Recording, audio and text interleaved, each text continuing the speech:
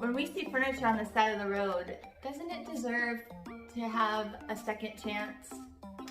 I think so.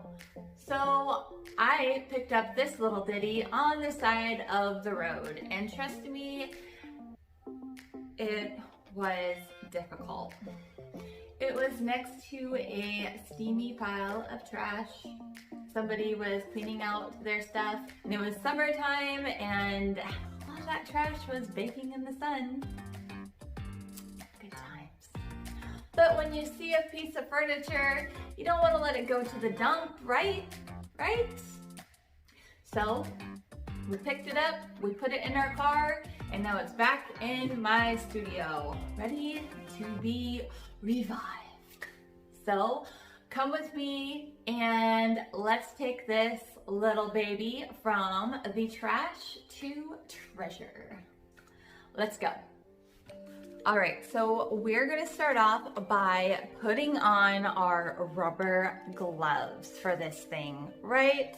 I'm going to first start off by cleaning this with some white lightning. So I made a little mix in a spray bottle, but you can put some in a bucket and do that, but I'm going to go ahead and use my spray bottle, spray it down and let it dwell for a little bit, and then come back and wipe it off. I think it's gonna get pretty grimy.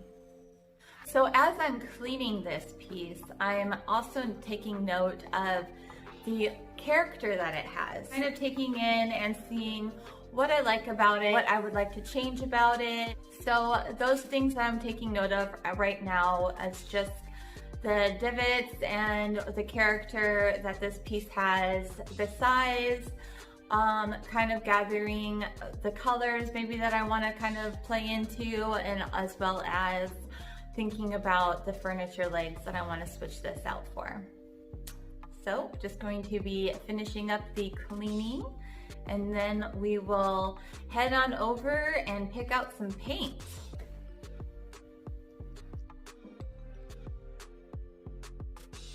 We are going to be picking out some paint colors now. So we have to figure out what we want to paint our little guy to make him all nice and pretty and take him from the trash to treasure. So let's decide on some color choices. I was thinking about playing in on the wood tones as well as just like a color. Wood grain is really nice for the type of wood it is. So I was going to play into that with some stain.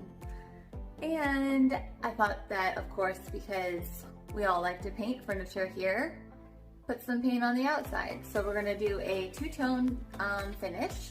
Then we're going to switch out the furniture legs. So let's pick it out. I have, let's see here. Probably be really good to nourish the wood before we lay down some stain, considering that's probably severely dehydrated from toasting in the sun before we put it in the car. So we're gonna do some pre-stain wood conditioner, and I'll have to go and get the stain on the other side, but just a sec, let's get some color. Oh, and then we'll go with, how about we do Annie Sloan today? We're gonna do the Annie Sloan's chalk paint in Athenian black.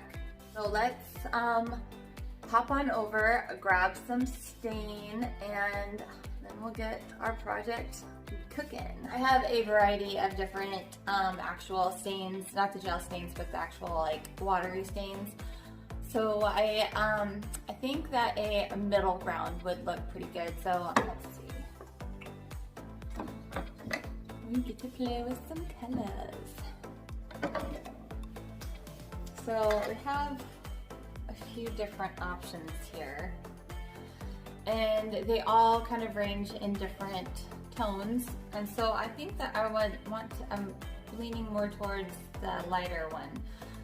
They all would look exceptionally well with the black. The style that I'm kind of going for, I think I'm gonna go for this one. But these, again, these would look really pretty. So there is no right or wrong, it's just preference. And today we shall be playing with this one. We'll start by applying our wood conditioner.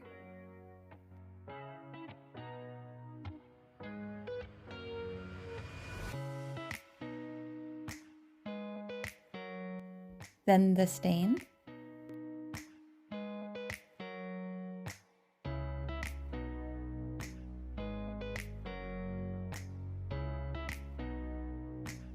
So this is going to be my little comfort blanket as I tell you guys my boo-boo. I made a mistake and I'm going to flip over and show you the mistake really quick, and then I'll tell you my little story.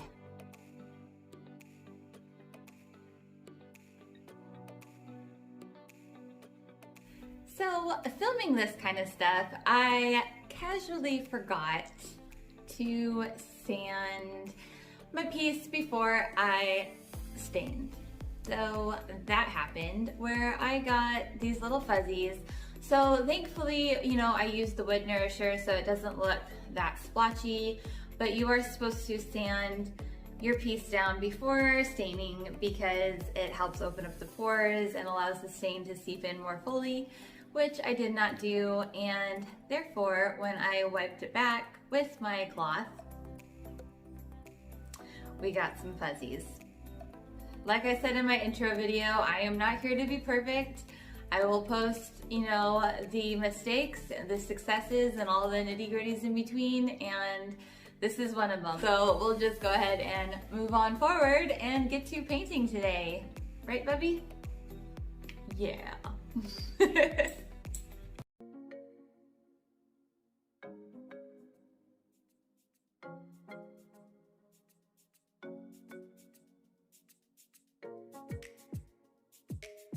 The one thing I do really love and appreciate about chalk paint is that it is so safe that you can paint around your animals. So I get to have my animals around me when I do my painting. Not staining, but just painting.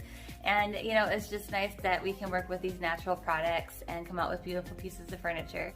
And if you have not yet seen about my tip about how to avoid pet hair in chalk paint while you are painting, go check that out.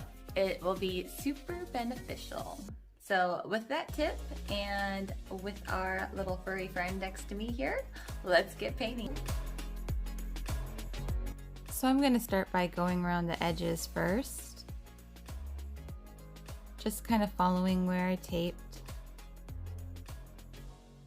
And then I will go with a bigger brush and go on all the flat surfaces.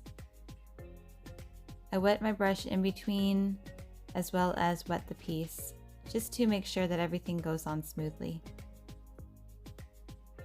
Okay, so I went ahead and sanded in between our coats. We're gonna go ahead and lay on the next coat of paint, and that should be enough for the coverage.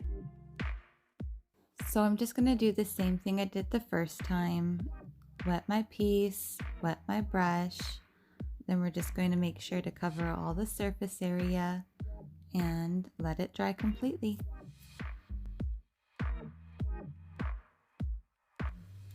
Okay, so paint is drying, tape is off, stain has been applied. We are cruising along. We're going to start by taking off the feet.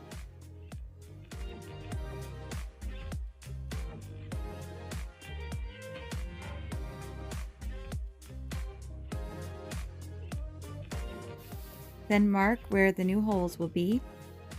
I'm pre-drilling some holes to make them easier to screw in. Putting everything in place and they're ready to go.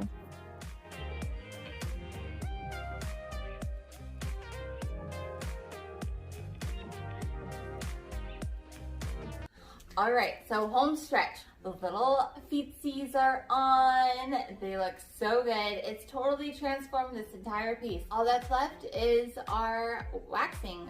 So what we're going to do is make a mixture of furniture wax with a tiny bit of black paint. Let's go ahead and get that going, and then our project will be complete.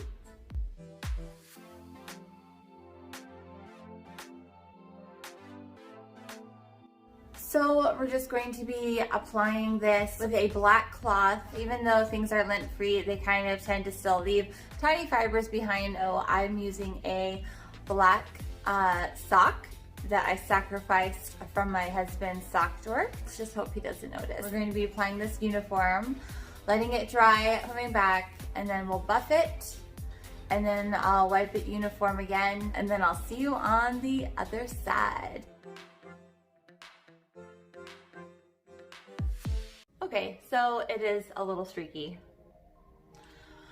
By a little streaky, I mean a lot. Either you can go over it with another coat of wax, you can fill in the streaks maybe with some black wax, kind of even it out and buff it. But this is why there are so many questions when you Google or when you can look up on YouTube of why problems arise with black paint. You know, black paint is beautiful, but it's tricky and it can be fickle sometimes, sometimes not. Sometimes, wow, wonderful, brilliant. I lay down coats of paint and voila, it looks great. Other times, this happens. So what I've done is kind of whipped up some more wax and paint. So I'm going to mix that together. So there we all. So here we go.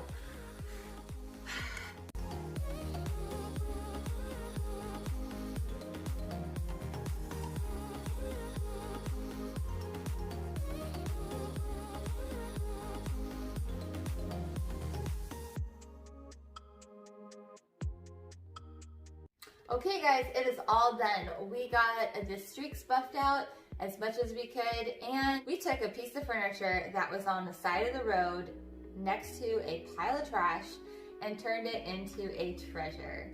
So I think that is a huge success. So if you guys are enjoying these videos, if you'd like to learn more tips along the way and continue painting alongside me, please subscribe to this channel and ring the bell for notifications and like this video and comment down below. I love hearing from you guys. Remember guys that mistakes and successes are always welcome here. So I appreciate every single one of you and thank you so much for your support, and I will see you next week. Bye guys. Yes.